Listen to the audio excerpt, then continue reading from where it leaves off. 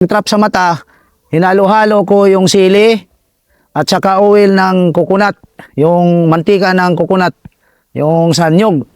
Ginawa ko na oil, iminix ko sa sili at saka yung buhangin, yung sand.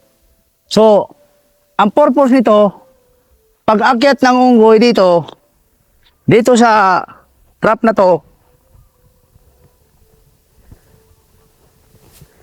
pag akyat niya dito, kukunin niya yung bait, yung pain na saging.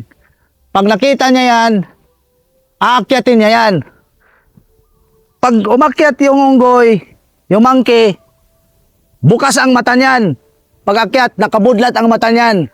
Kasi gusto niyang i-reach yung taas. Ang problema, pag i-start niya dito sa kalahati, pupuwingan na siya ng mayroon sili, nahalo, may oil, didikit sa mata. So, malalaglag siya. Hindi niya maakyat. Kukuskusin hanggang mamaga yung mata niya.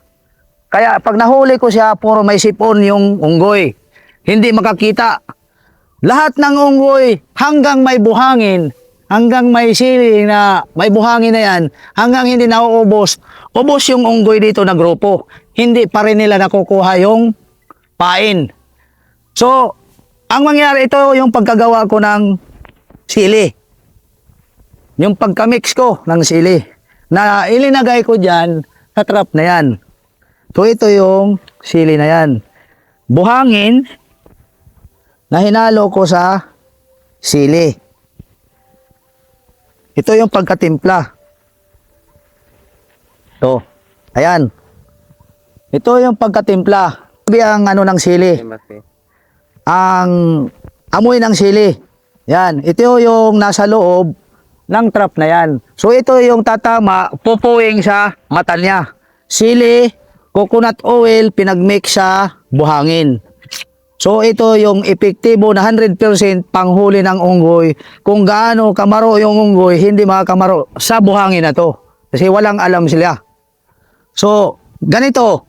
Paano ko, ipakikita ko paano siya malaglag. Sa kunting uga lang ng ano na to, na kawayan na to na akyatin niya. So, tutuktukin ko, kunti lang. Kung paano siya malaglag. Yung sili na yan at saka buhangin. So, pag tinuktok ko, lalaglag. Halimbawa, kung inakyat niya, nauga, lalaglag yan. Ayan.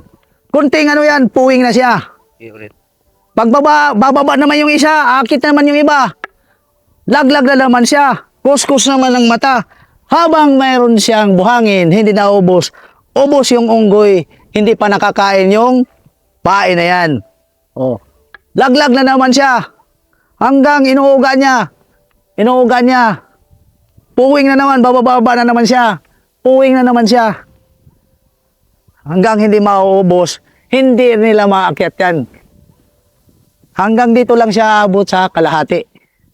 Oh, habang may buhangin yan, puwing na naman siya. Baba na naman siya. Kuskus naman ang mata. Oh.